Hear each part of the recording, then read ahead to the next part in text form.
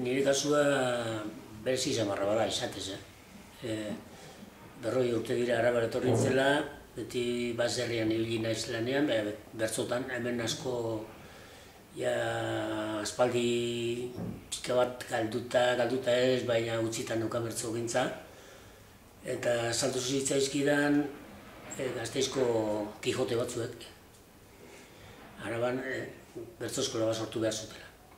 Eta niretzako mundu berri bat zabaldu zen horrekin bere ilusioa beti izan duen, lehendabiziko Euskal Herrian sortu zen lehendabiziko bertso eskola nire aitak sortua zen, eta Araban lehendabiziko izatea ere, ez lehendabizikoa zelako, baina niretzako mundu berri bat zabaldu zen. Da Gasteizen hasi nintzen, 82an, bertso eskola sortzen, Gasteizen eta baita Laudion Aiara Baiaran bai, han pixka bat egiten ari ziren bereien kontura ere.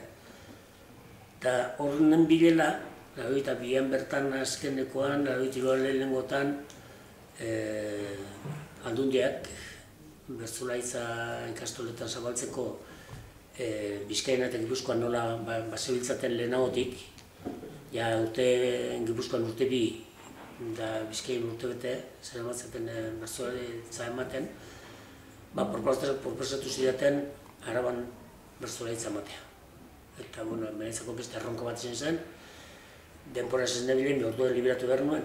Eta hasi zitzen, 83an, Arabako ikastola guztia bizitatzen, lehenengo gutuman abiatu nien denari, nola pasatuko nintzen, eta nola egin nahi nuen nire ibilbidea, bertzotan nola irakatzi, ez bertzotan irakatzi oinarri edo helburu hartuta baizik eta euskera bertsoaren bitartez euskera ikasteko tresna bat bihurtu bertsoa, eta bertsoliak atatzen bat ziren, hobe, baina hala hasi nintzen, bisitatu nituen banan, ikastola guztiek, eta horitariko bat izan zen, Agurain, han beko konbentu zahar batean zeuden hemengo irakasleak, oso ondo egia esan esperientzia oso ona daukate Aguraindik, eta pizkanaka,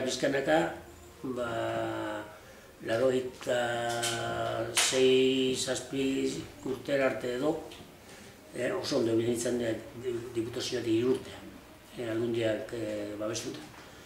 Gero transferentzia batzuk egon ziren, hor tarteko, eta Arabako euskera taldekoak pasatu gintuzten, eta izen bagina 6 edo 7, pasatu gintuzten Eusko Jaurlaritza.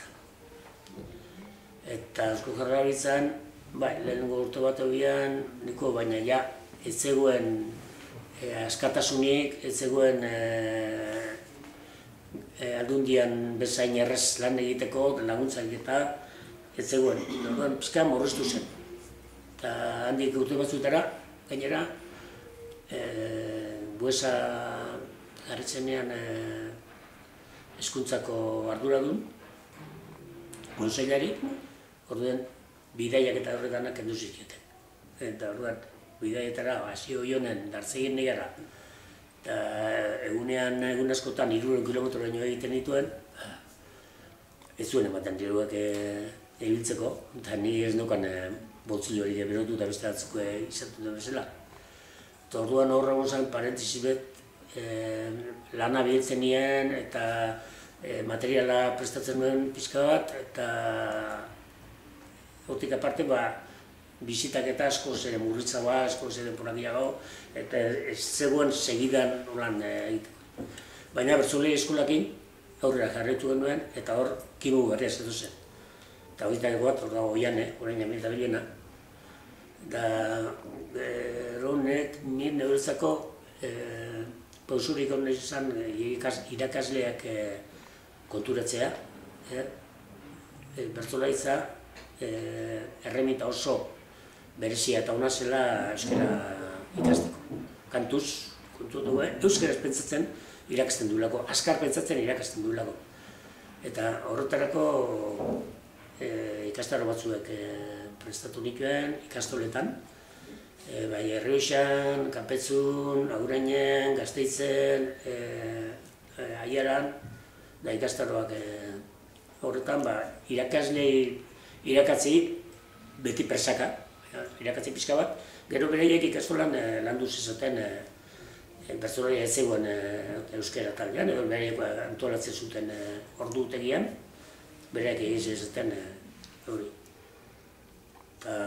Hori izan da nire jubilatu arte, gero beste denbora diluzio bat bihotzekoak eman zidan, eta orduan 2 urte galdu nituen, bestela nire jubilatu arte, dauzkat kastola guztietan daukat detaile berezien bat.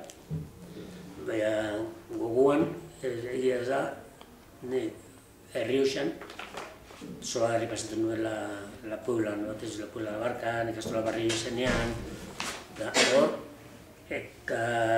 lautadan oso ondo, oso irakasle talde oso ona zegoen, oso harrera ona egin zuten bertsolaritza irakasteari, eta gaur arte, gaur ja honet daude, gu baino baliabitekio batek gainera lan egiteko.